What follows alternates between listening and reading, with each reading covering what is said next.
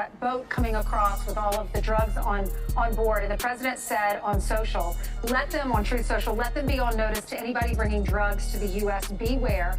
So the president is sending a message to other cartels, right?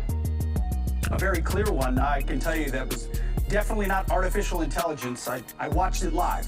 We knew exactly who was in that boat, we knew exactly what they were doing, and we knew exactly who they represented. And that was Tren de Aragua, a narco-terrorist organization designated by the United States, trying to poison our country with illicit drugs. Last year, under the Biden administration, all 4 years, 100,000 Americans died from drug-related, from drugs, from the use of drugs, many of which poured in from Central and South America through our southwest border. Now, Venezuelan dictator Nicolas Maduro rallying his 8 million citizens to fight the United States, claiming it's essential to their sovereignty. This comes as President Trump deploys stealth fighter jets to the Caribbean and puts the Maduro regime on notice. And when I see boats coming in, like loaded up the other day with all sorts of drugs, probably fentanyl mostly, but all sorts of drugs, and we're going to take them out. And if people want to have fun going on the high seas or the low seas, they're going to be in trouble. DEA Administrator under Trump, Derek Maltz, along with PragerU political commentator and Venezuelan political refugee, Franklin Camargo. Franklin, I'm going to start with you because you know Venezuela very well. You know the population. Let's talk about this militia that he claims he has. What kind of militia is this, and how will they stand up to the U.S. Marines? Yes, by using simple math, we know that there are not 8 million people willing to die for Nicolas Maduro in the narco-terrorist state. Before the refugee crisis, the Venezuelan population was around 30 million. 30 million Venezuelans in Venezuela. 15 years later, we know that around 25 of the population have escaped, have left the country. So in the last election, in July 2024, the elections that Maduro stole, we know that he really got around 3 million votes. So are we saying that 3 million Venezuelans are willing to vote for him? Only 3 million, but 8 million Venezuelans are willing to die for him and for a narco-terrorist regime? So by looking at the numbers, we know this is not real. Maduro is desperate, and he's desperate because he knows he's facing the most powerful country in the world. Yeah, I think his militia is also very hungry these days. And even if you include... Just in case you were wondering, this is how the Venezuelan military compares with the U.S. military. The American military ranks #1 in firepower. The Venezuelan military ranks number 50. Venezuela is expected to spend $4 billion on their defense this year. In 2025, America is expected to spend $900 billion on its military. USA has the ability to call 150 million to battle. Venezuela can call about 4.5 million to battle. Venezuela active military is between 95,000 to 150,000. USA has 1.3 million active duty personnel. USA various branches consist of the Army, the Air Force, the Navy, the Marines, the Coast Guard, and the Space Force. The Venezuelan military consists of the Army, the Navy, the Air Force, the National Guard. This is just to state that if the USA went to war with Venezuela, they would get obliterated. So this is the result of the cartel sneaking both people and drugs into this country. This video is a traffic stop that leads to an ICE arrest. The woman doesn't want to give her ID to the cops because she is an illegal immigrant. We have probable cause that you are here illegally. So right now we are getting, you need to get out of the vehicle. You need to get out of the vehicle. Otherwise we're gonna have to make you get out of the vehicle.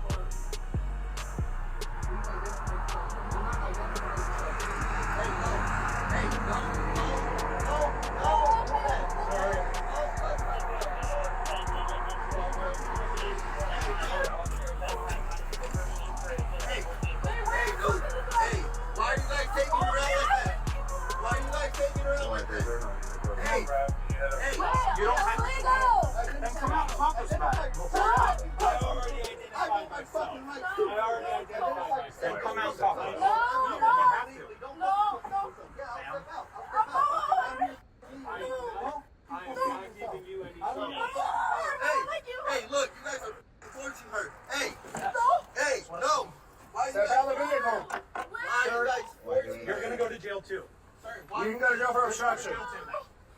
Now everyone's going to jail. Step out of the vehicle. Step out of the vehicle. You're under arrest. Step out of the vehicle. Come on. Come on.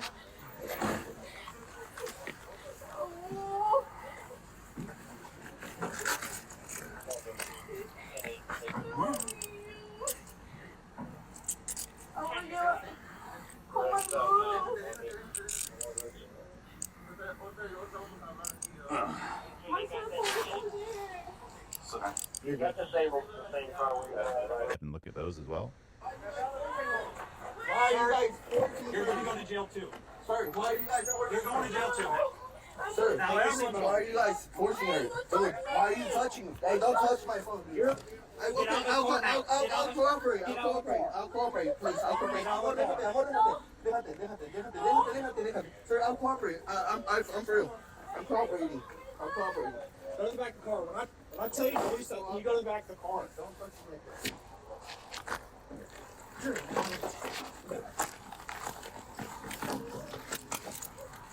I got one.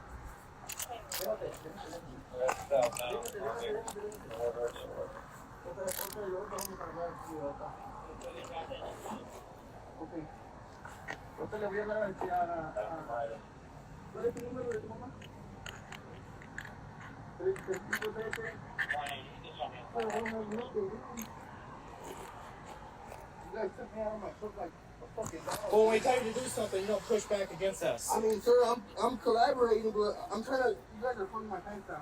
I'm feeling harassed right now, basically. All right, that's fine. I'm not really concerned about how you feel. Stop. Stop moving. Stop moving. Stop moving.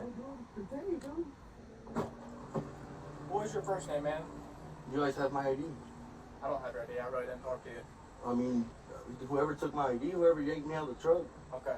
So you're under arrest for obstruction, okay? Okay. So when we tell you to do something, you have to do that. Okay. You can't put up a fight and push back against Okay. us, okay? Okay. I get it. It's a tough situation, but we had a job to do, and Okay, I understand. okay. So what I'm going to do, he's going to write you a ticket for the traffic violation, and I'm going to write you a summons for obstruction, and you're going to get kicked free, okay? Okay.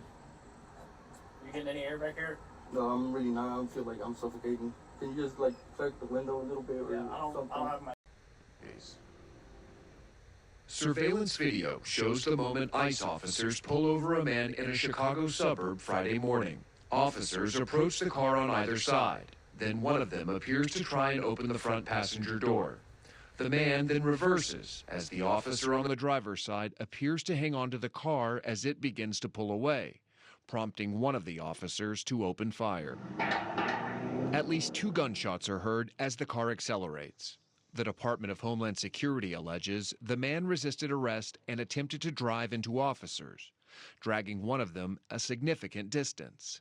DHS says the officer feared for his life and shot the man. Witness photos show ICE officers tending to the mortally wounded man, who was later pronounced dead at a local hospital. He's been identified as 38-year-old Silverio Villegas Gonzalez from Mexico.